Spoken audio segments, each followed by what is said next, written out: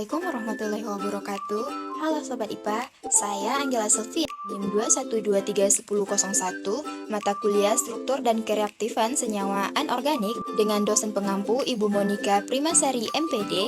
Di sini saya akan membahas mengenai tabel periodik unsur. Ada yang tahu tabel periodik unsur itu apa?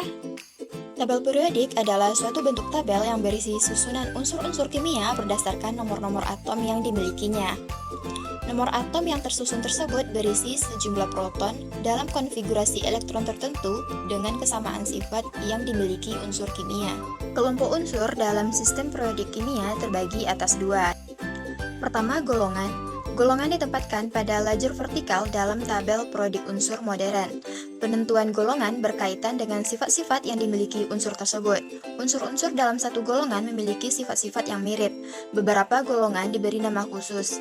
1. Golongan 1A disebut golongan alkali kecuali itu atom H, terdiri dari atom H sampai dengan Fr. 2. Golongan 2A disebut dengan golongan alkali tanah dimulai dari Be sampai dengan Ra.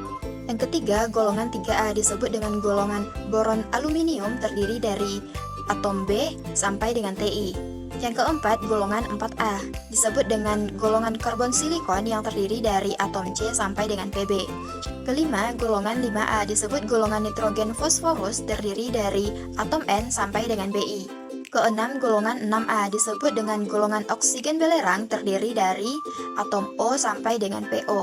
Yang ketujuh, golongan 7A disebut dengan golongan halogen terdiri dari atom F sampai dengan At.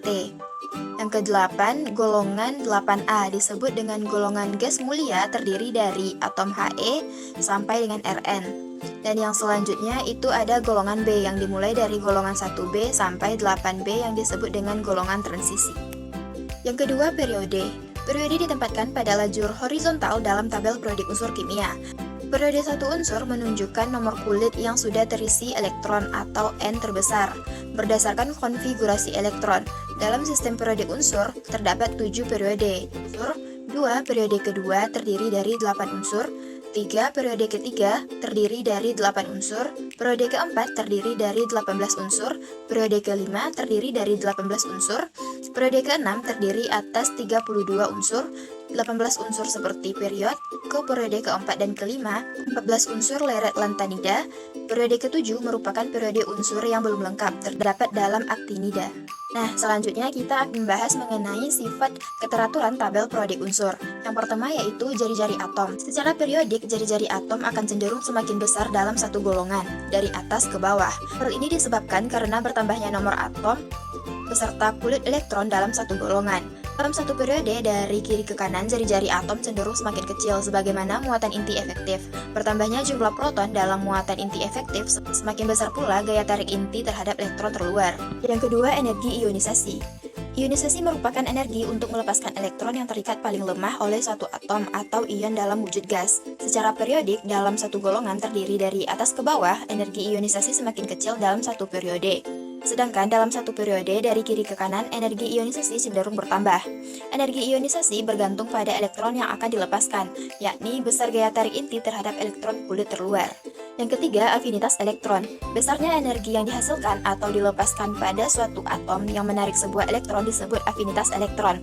Secara periodik, dalam satu golongan dari atas ke bawah, afinitas elektron cenderung berkurang atau semakin kecil. Dari kiri ke kanan sampai golongan 7A akan cenderung bertambah. Keempat, elektronegativitas. Elektronegativitas atau disebut juga dengan keelektronegatifan merupakan kecenderungan suatu atom menarik pasangan elektron dalam membentuk ikatan. Secara periodik dalam satu golongan dari atas ke bawah, keelektronegativitas cenderung akan semakin kecil, sedangkan dari kiri ke kanan dalam satu periode cenderung semakin besar. Kelima, logam dan non-logam. Sifat logam dan non-logam merupakan kecenderungan atom untuk melepas elektron yang membentuk ion bermuatan positif atau tergantung dengan energi ionisasinya. Sifat logam berkaitan dengan keelektronegatifan. Semakin besar energi ionisasinya, maka sifat logamnya akan berkurang. Sifat non-logam berkaitan dengan keelektronegatifan, yakni kecenderungan atom untuk menyerap elektron. Kecenderungannya melepas atau menarik suatu elektron disebut dengan kereaktifan.